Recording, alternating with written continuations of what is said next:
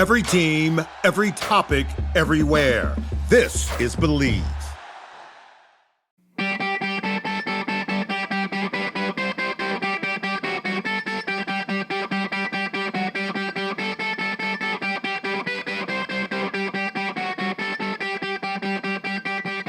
What up, Hockey Think Tank world? It is Friday Face-Off today. We are excited. We got an awesome topic for you.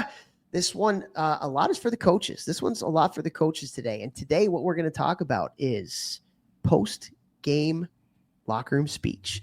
The post-game locker room speech. I don't know about you, Vex, but there's been times where I've wanted to run through a brick wall for a coach after a post-game speech.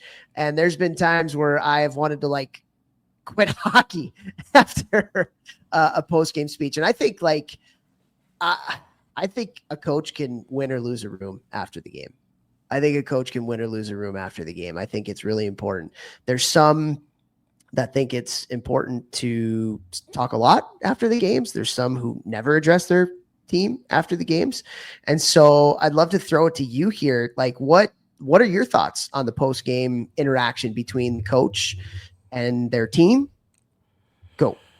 Ooh, that's a tough one because there's so many things that can happen. You can have a good game. You can have a bad game. If you have a game tomorrow, the next day after the game tonight, that's going to change how I go in and talk to the team. If we win and then we have a game tomorrow, we'll change how I talk to the team than if we win and we don't have a game tomorrow, especially at the higher levels. But I think you need to just think about, where are we at in the season right now?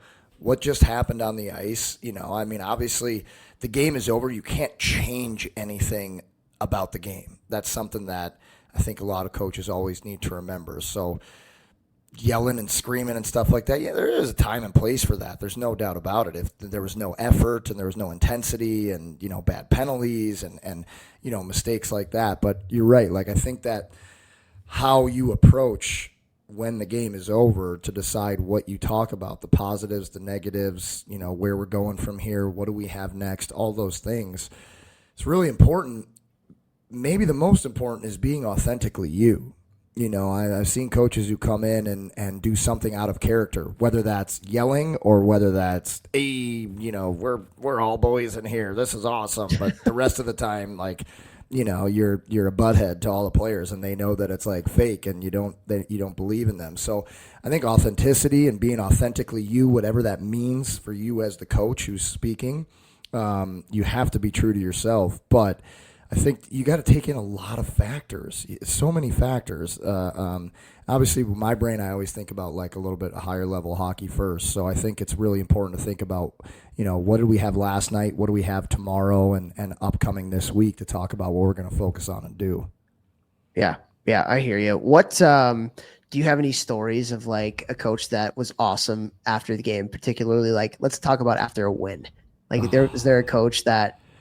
I really like playing on teams and coaches who, when I came out of college and I signed with the Bruins, I played in the AHL for the P Bruins, and they gave out 2 hats only after wins. So after wins, coach would come in and say something, and the player who had the hat from the last win, the first hat was the pimp hat.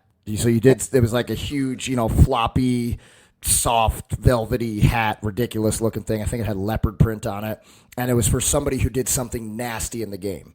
I won it once because I blocked a shot with my chest, immediately popped up, got a breakaway from blocking it, went down, faked forehand, went backhand 5-hole. Didn't tell anybody I was trying to go shelf, so it looked like I was nasty, and I got the pimp hat for that, so that was cool. But then we also had, what was the other hat called?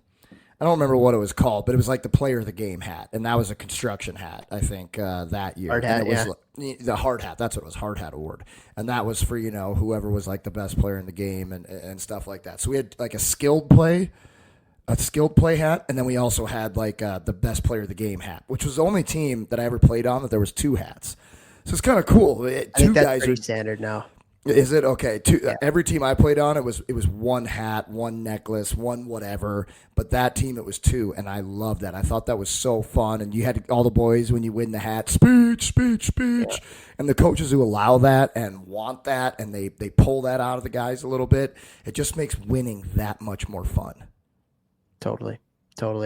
Best post game I've ever seen is a Ben Sire dance. If anybody I saw that online from Cornell in those days or knows Benny and has been on a dance floor with him, he's the head coach of Princeton now.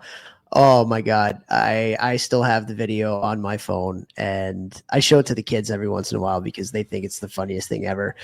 But yeah, I think it's interesting. Like, when it comes to post-game speeches, it's a lot easier after a win. It's a lot easier after a win. But I would say after a win, one thing you have to do as a coach is you have to acknowledge somebody on the team that doesn't show up on the score sheet. You have to acknowledge somebody on the team that blocks the shot. Maybe it's a moment in a game. Maybe it's something that they did at a crucial time that, again, like, got a puck out and got smoked for it, blocked a shot.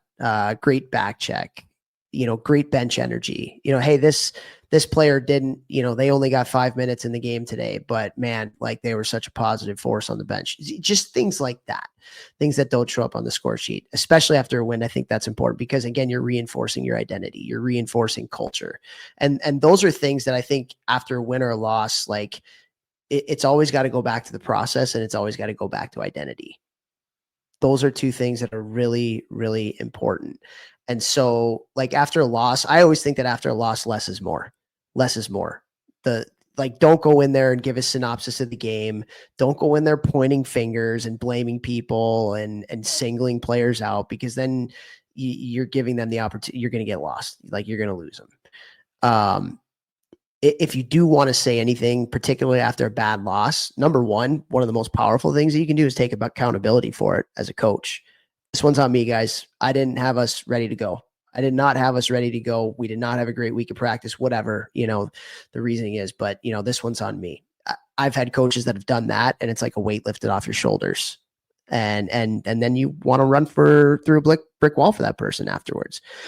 Now there's a shelf life to that. You can't do that every loss, but a timely one going in there for sure.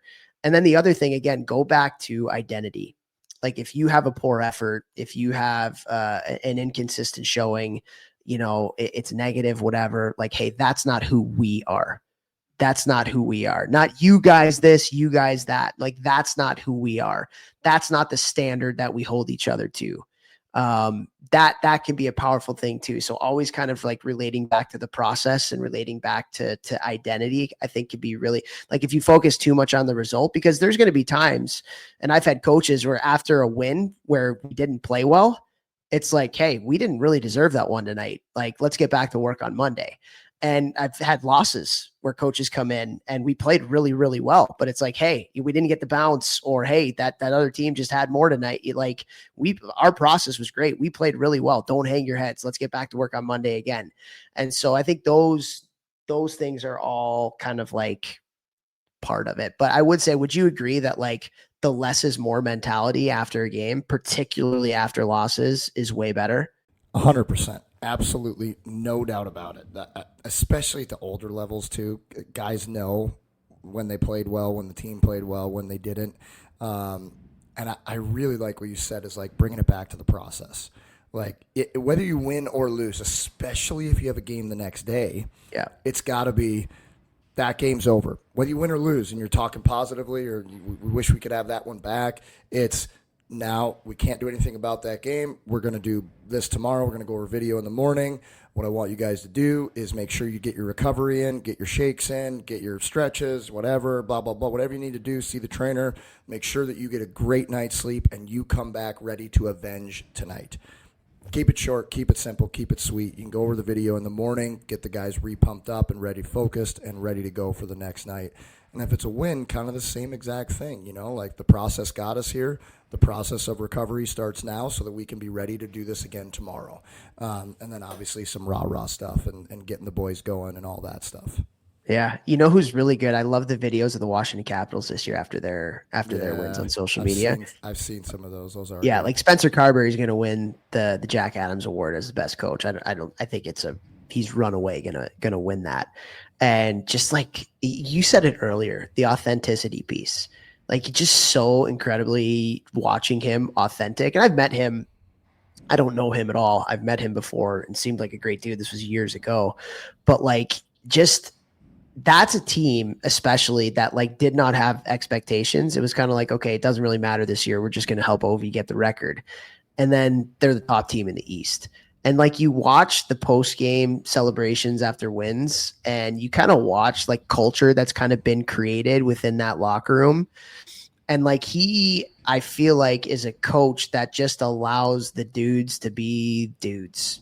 Allows them to be themselves. Like you watch those pregame things that they do, the bands make her dance or whatever that thing is. I don't even know if I'm saying the right word, but like, and then just how much you see the togetherness in the locker room after in those wins. It's really cool, man.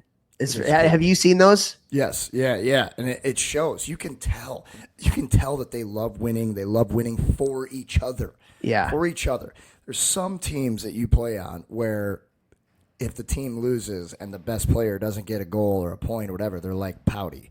You can tell Washington. Yeah, and like those are the guys that I wind up fighting in practice. Those are the guys I absolutely hate. It's like no. We win and lose as a team here, whether you get a point or not. Like the thing that matters most is the team wins.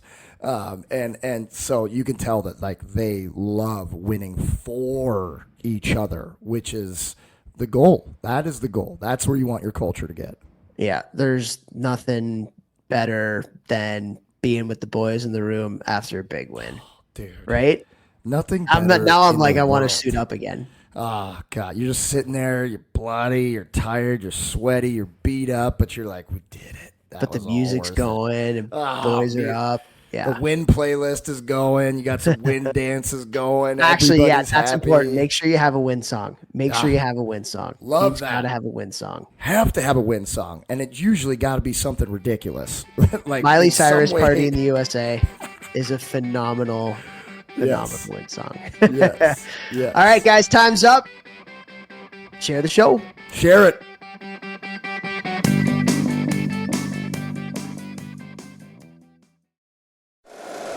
If you like the show, please take a moment to rate, review, and subscribe. It really does help the show to grow. Thank you for listening.